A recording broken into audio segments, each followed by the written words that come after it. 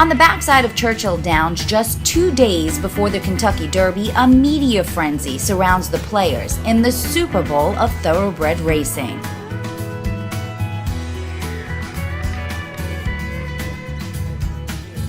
To win the Kentucky Derby is just such a lifelong dream for probably not only me, but every jockey.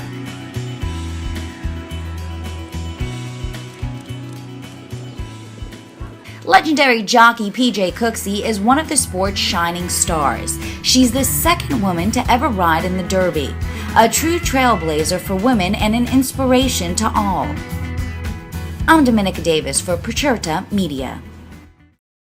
You've been here back in '84. This was you. What are you feeling the days up? Oh, What is it? Yeah. The day before, here we are. What is it? Thursday before. Yeah, Thursday before the Derby. Yeah. It's the atmosphere. It's the atmosphere, and everybody's happy. Everybody's in a good mood. They're watching the horses. They're trying to pick their horse. They're watching them train. They're watching them come out. What is it like for the jockey?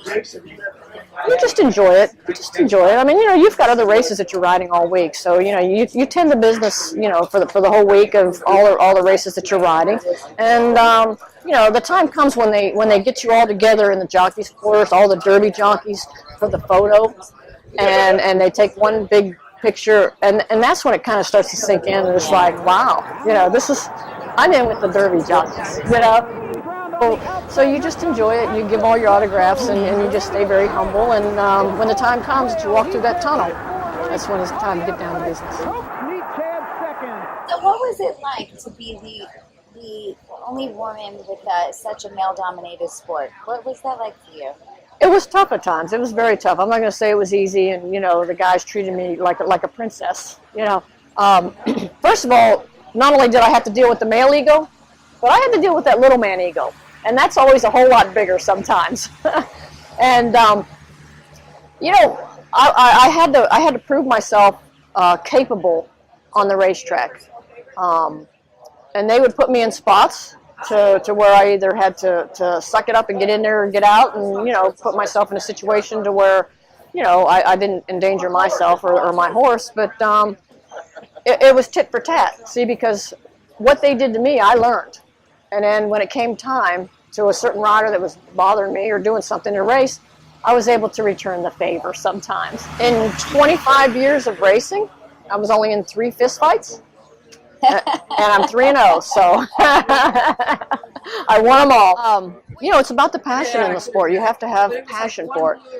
Is it easy? No. The hardest part is when you fall and hit the ground, and I've done that many times. I think I've had 9 concussions, like 3 traumatic brain injuries, in my concussions, a broken tailbone, a fractured and broken ankle, and 1 spill at Keeneland on the first turn. I went down and I broke both my legs. I broke my left femur and my right tibia fibula, and that was kind of tough laying there on the track with both legs broken. But you know what? That's just kind of part of it, And once something like that happens to a rider, all you want to do is get back up and get back out there riding, because when you're not there, somebody's taking your miles, So you're thinking about how long it's going to take to get healed and mended and get back on the racetrack. And I think I was about 9 months off, with that. Had a rod inserted in my leg and everything. And I was not going to retire from racing laying on the racetrack, with mud and dirt all over me and 2 broken legs. So I made a comeback, and I rode probably about 7 months after that. But, I think the rod and everything kind of bothered me, and I didn't feel like I was able to give 110% out there. But what got you through some of the toughest days that you've had? Because not only just broken bones, but you also have been through cancer. I mean, you've been through some very major things in life.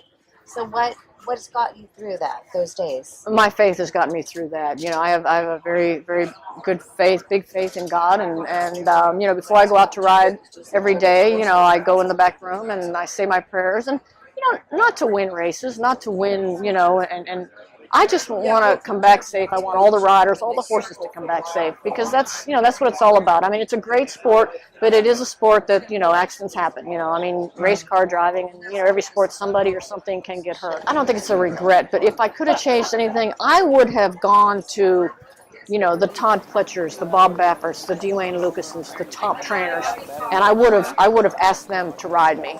But as it was, I was happy and kind of content to ride for the little people, and kind of every once in a while I might get a bone here and there from the top stables. You know, I should have gone after higher standards for myself in riding for some of the bigger outfits. And you know, but back then, you know, when I was racing too, we still weren't, you know, we weren't favored to be picked to ride, you know, for the bigger stables. So, and that's where Rosie's done such a wonderful job, where she's riding with all the top trainers and she's riding all the top horses. So she's getting the opportunity, and that's what it takes. Rosie Napravnik reminds me a lot of myself when I watch her ride, when I was her age, you know, 24, 25, in that she has no fear. You know, and no fear that you're afraid of, like I said, going down a spill or being injured. It's the no fear of making a mistake in a race. You know, when you're young like that, you're fearless in that you just ride your horse to however the race comes up. You do what you're supposed to do. You make the moves. You let the other riders make the wrong move, the bad moves, and then you just come out and around and go on and beat them. You know, so I've watched her do that time after time, where the riders will kind of put her in a spot to where they think they've got her. They know she's on the best horse and they've got her race riding her and everything, and they just you know, they go on and she comes around and beats them anyway, and I think it just drives them nuts.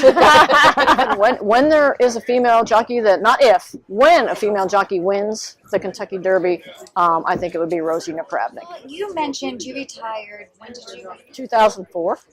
And the reasons were because? Mainly because of the rod in my leg and everything was causing me a lot of pain, and I didn't realize that I could have got it taken out, but I mean, it wasn't totally healed then. So, you know, I thought maybe, you know, I'll get it taken out and go back. But, you know, once I did and that other job became available, I thought it was probably a good stopping point.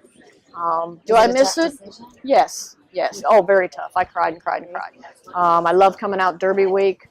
You know, I get an opportunity to ride sometimes. You know, every year we have a Lady Legends race at Pimlico, and that's a lot of fun.